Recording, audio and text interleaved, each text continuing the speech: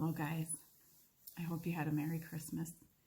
I want to talk today about the concept of shame and how it affects us. And I feel like this topic has been, maybe beaten to death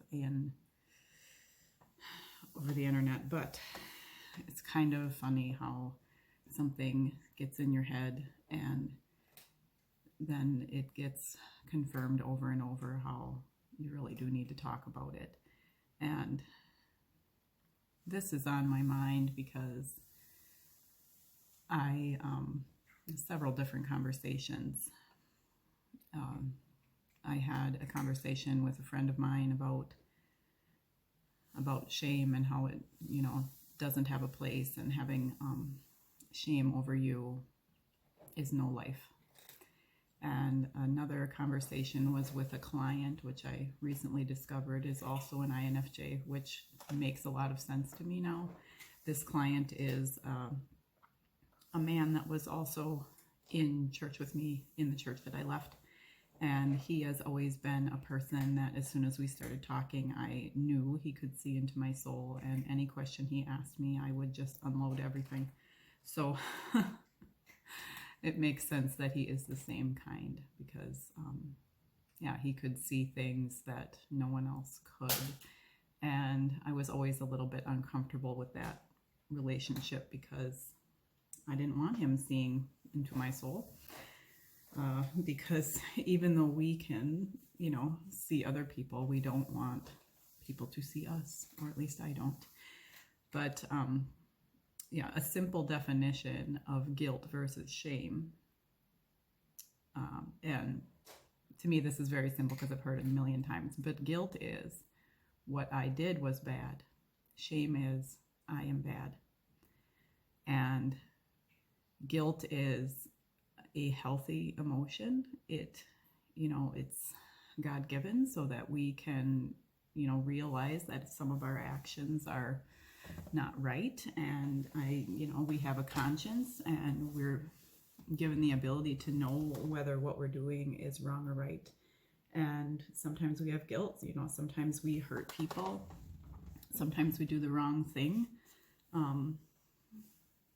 You have guilt over you said something that was kind of mean, and I feel kind of bad about that. But the shame part is the part where that guilt turns into I am a bad person. Not just what I did was bad, but I am bad.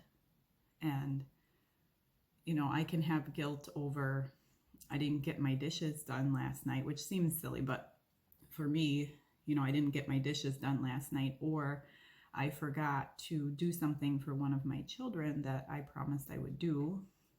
And I can have excuses. I was tired, I forgot, I didn't feel like it, whatever. But when that becomes shame, it is, I am a bad mother. My children need a better mother. A good wife does her dishes at night. That becomes shame.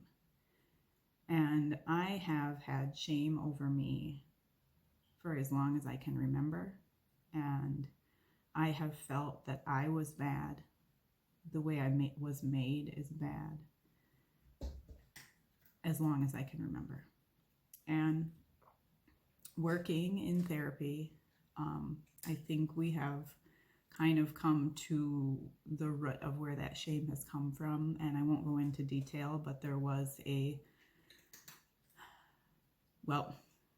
considering what I know other people have gone through in traumatic childhoods, it is a small trauma. But my daughter once told me, and I don't know where she heard it, but she once told me, just because the person next to you is in a body cast does not mean that your broken arm doesn't hurt. So what my brain considered to be a trauma was a trauma. So a small trauma, when I was probably, I think, about 10 years old, has given me this shame. And shame, this kind of shame for me has been like the best friend you have in high school that's a mean girl and doesn't really like you, but she stays with you and follows you around. And it affects many of the choices that I make, many of the things that I say or don't say, many of the things that I do, and it has affected my relationship with my husband. So I wasn't going to share this part, but I feel like I'm led to, so I will. The shame involves shame over my, I always feel immodest when I share this stuff, but I'll just do it. Shame over my attractiveness, shame over my womanhood, shame over my, married relationship with my husband. That's the only way to put it that is polite. I realize I'm an attractive person, and God, gave me the genetics and my looks and my hair and all of these things, and I stand out, and I'm a very tiny person, so I stand out, and people notice me, and I notice them noticing me. And specifically when men notice me, even if they don't say anything, of course, with extroverted feeling, you can feel their things, their emotions, or their feeling attracted or whatever. That has always brought me shame. And even though I put myself together in a way, I wear bright colors, I wear sometimes a different style of clothing than other people, I have very noticeable hair, I a lot of times wear shimmery eyeshadow. I do all of those things for myself. I like to look a certain way for me. I like to present myself to the world for me. Like I mentioned before, it's kind of like an armor against the world.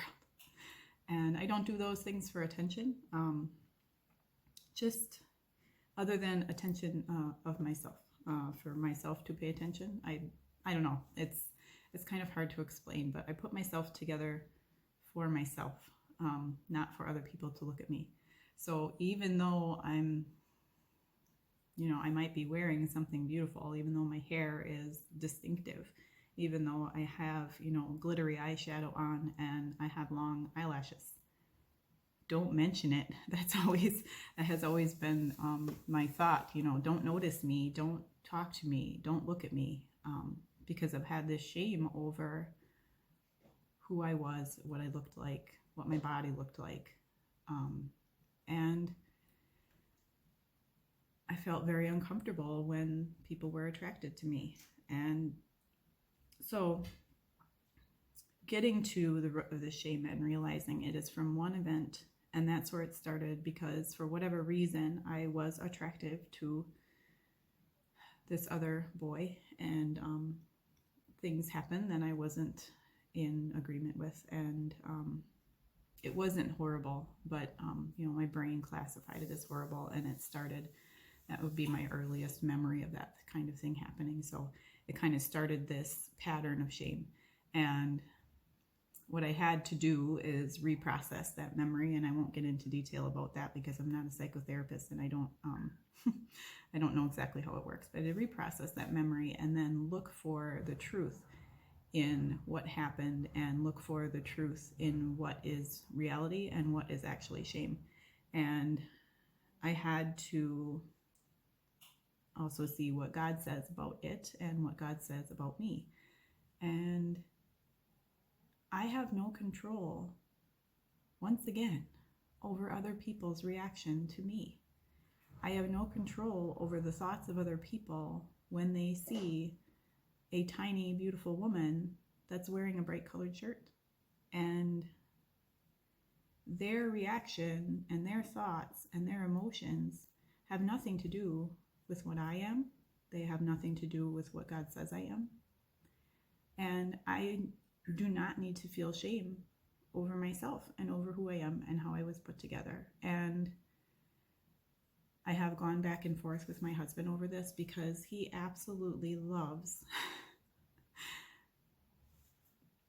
who I am, what I look like, and he loves how I put myself together. I actually did a when I think about it, it's kind of funny. One of the Bible studies that I did with a group of women was a book called A Year of Biblical Womanhood. And we spent 1 week doing the thing in each chapter that this woman did, because she was exploring how to be a biblical woman, and each chapter had a different thing that she did. So for 1 week I dressed and I'm sorry if this is offensive to anybody, especially people that are in this, doctrine, but I dressed like a Pentecostal. I knew a couple of Pentecostal women growing up, and we were to dress modestly, wear a long dress, nothing form-fitting, no makeup, no jewelry, because that was their tradition, that was their belief system. So I did that for a week, and it was difficult because I didn't feel put together like I normally am. I didn't feel like I had my armor on, and my husband hated it, which was kind of funny because I asked him at the end, what do you think? And he hated it. So he said, I prefer your jeans and mascara. So, yeah, there does not need to be any shame, and shame needs to go away, and it's time for it to end. And guilt is a healthy emotion. It shows us what we've done right and what we've done wrong, and where we need to ask for forgiveness from another person, from God. But shame has no place in your life. Shame has no place in my life. And I am working on calling out the lies that have been, in my head, spoken over me, whatever, so that I can get some healing in this area, and that I cannot be ashamed of the way I was created, the way that my body was put together, the way that I look. You have no control over someone else's reaction to you, and neither do I. So have a great day, guys. I rambled on once again. I so appreciate your views. Thank you so much.